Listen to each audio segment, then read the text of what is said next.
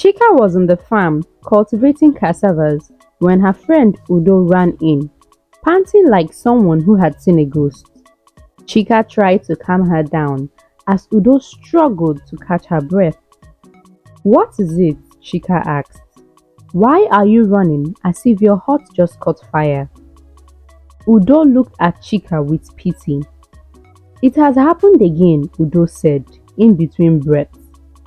"What has happened again?" Chika asked, getting worried. "I saw your mother all lovey-dovey with Ikenna on my way back from the farm." Chika dropped her hoe in shock. "Where did you see them exactly?" "Hey, that woman wants to kill me."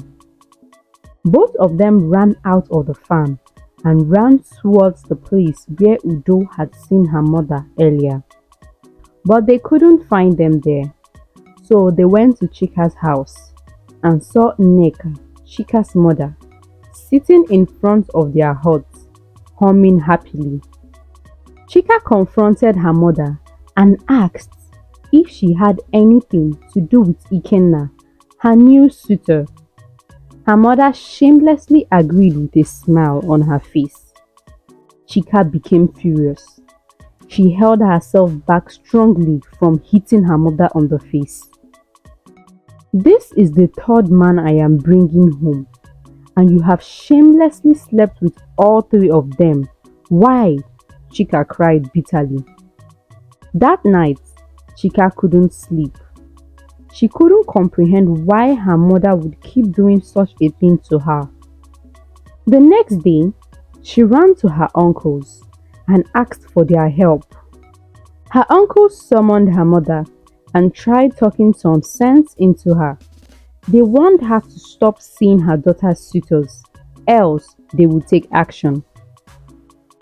Nneka was a widow who single-handedly raised her daughter Chika. Her husband had died when Chika was only 5 years old. Nneka was in her early 40s but looked like a lady in her 20s. She was extremely beautiful, and people always mistook her for Chika's sister. Ever since Chika got to a marriageable age, her mother has changed towards her. She was no longer the sweet mother she knew. In fact, she could say that this woman was not her mother at all. The first time Chika brought a man home to show her mother seemed very happy and treated the man really well, only for her to go behind her daughter's back to sleep with the man. The first time it happened, Chika forgave her mother and even blamed the man for taking advantage of her mother, who had been lonely since her father died. But the second time it happened, Chika got really angry at her mother and threatened to do something really crazy if it ever happened again. But now that it has happened again, her thoughts were clouded with sadness. She became quite unsure of what her next step should be. She had spoken to her mother and pleaded, yelled, yet nothing seems to be working. That day, Chika went to see her best friend Udo. She asked Udo what her next step should be. Udo told her she was equally confused, but all she knew for sure was that Chika should be grateful to the gods for taking such horrible men away from her life. She went ahead to ask Chika if she had wronged her mother in the past, for her to behave like that towards her own child. Chika couldn't think of ever wronging her mother so much that her mother would do such horrible things. The Women Association in the village fined Nneka heavily for her actions, and she gladly paid all the fine. It became obvious that she doesn't regret what she did. Udo advised Chika to make sure to hide everything concerning her life from her mother, especially about the men in her life. And if she has a suitor, she should take them to her uncle's place. Months passed and there was no issue between Chika and her mother. They gradually started making peace with one another. Soon, suitors came for Udo's hand in marriage. A date was fixed, and within a short period of time, it was her traditional marriage already. Chika was there for her friend and helped out in whatever way she could. One of the suitor's friend, his name was Ozo. He instantly fell in love with Chika and couldn't get his eyes off her. For him, it was love at first sight.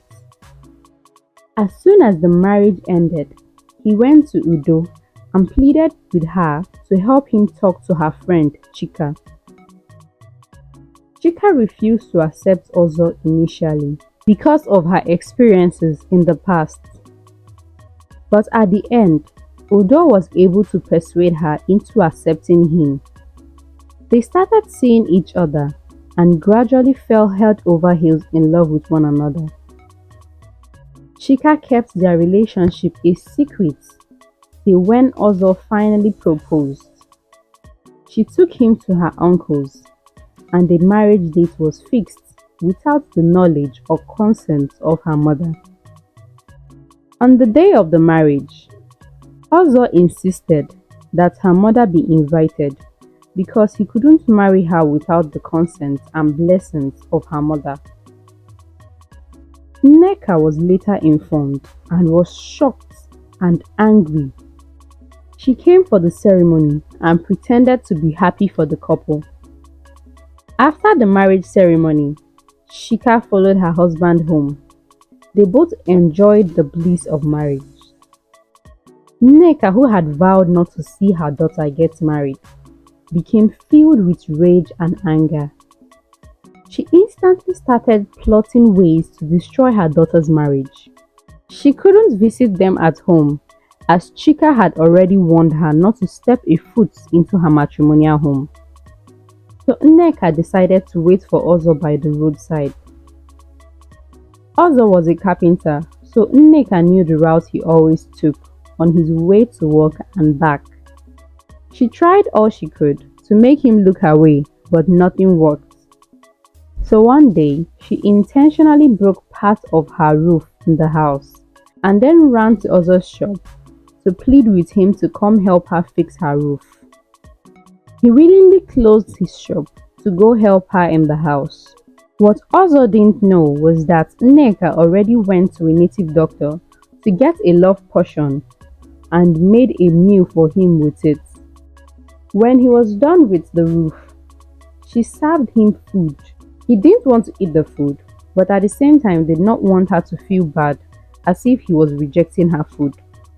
So he gave in and decided to eat just a little.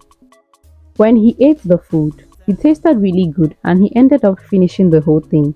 Immediately he finished eating, all he could think of was Nneka. She finally succeeded in seducing him. That night, he didn't go home to his wife. That night, Chika couldn't sleep. She went around looking for her husband who had never spent a night outside his matrimonial home. She went to all his friends and neighbors but couldn't find him. The next day, while looking for him, someone told her they had seen him with her mother. On hearing the news, her heart sank. She almost couldn't breathe. She ran to her mother's place and screamed on seeing her husband eating with her mother. Her husband gave her tons of useless excuses why he had slept over at her mother's place. Deep down, she already knew what had happened. The previous day, Chika had wanted to break the good news of her pregnancy to her husband. But now, it didn't sound like good news to her anymore. She ran to Udo to ask her for help. Udo was so angry, she immediately suggested that they went to her old house and beat up her mother. Udo went to Nneka's house and gave her a piece of her mind, but Nneka cared less. Soon, Ozo hardly came home to his wife. It became shameless that he was constantly at his mother-in-law's place. He became so lost that he also soon started asking people if it was possible to marry his mother-in-law. Udo was not having it anymore, so she took Chika to a very strong herbalist. There, they were informed of the charms Nneka used on Ozo and how to break the spell. She was given a soap for her husband to bathe with. Ozo no longer slept at home, so it was difficult to get him to use the soap. Udo had an idea. She spoke to her husband and some of their friends. They went to Nneka's house and forced Ozo to go back to his matrimonial home. Immediately he got back, his friends forcibly used the soap to bathe him. As soon as they were done, he became his old self and was ashamed of everything he had done. Nneka became blind immediately the spell was broken. She began begging for forgiveness, but no one cared to listen. Chika kept asking her why she would stoop so low to do such horrible things to her own child. That was when Nneka finally spoke up on her reasons for doing such things. It turned out that when Chika was 5 years old, her father was eating his lunch and complained that there wasn't enough salt in his food. He stood up and left to go get salt from the kitchen. When he left, Chika saw a white substance and thought it to be salt, so she added it to her father's food in order to make him happy. When her father got back, he ate the food and died. It was then they realized that what she had added to the food was the white substance meant for killing rats. She unintentionally poisoned her father. Nneka never told anyone of this. She never let anyone know that her own child had killed her husband. She bottled up all the anger and hatred and kept blaming her child for it. She promised herself that she would not let her daughter get married, as her daughter had cut her own marriage short. Chika felt devastated after realizing that she caused her own father's death. She was sorry for the pains she has caused her mother. She apologized and pleaded, but there was nothing more she could do. All she could do was to go back home and try to fix what was left of her marriage.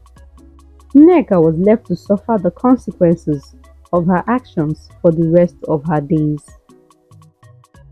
Thanks for watching, guys. Please don't forget to subscribe, hit the like button and share. Bye!